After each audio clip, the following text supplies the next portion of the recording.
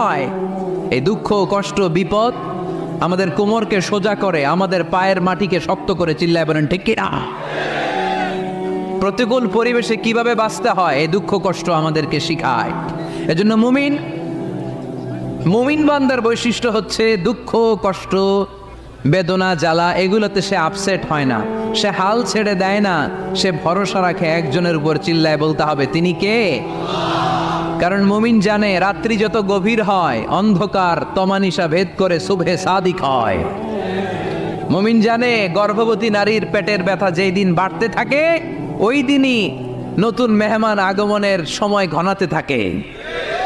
মুমিন জানে তার জীবনে দুঃখ কষ্ট বিপদ যত বাড়তে থাকে সুখের দিন কাছে আসতে থাকে। এজন্য মুমিনের হারাবার কিছু নেই।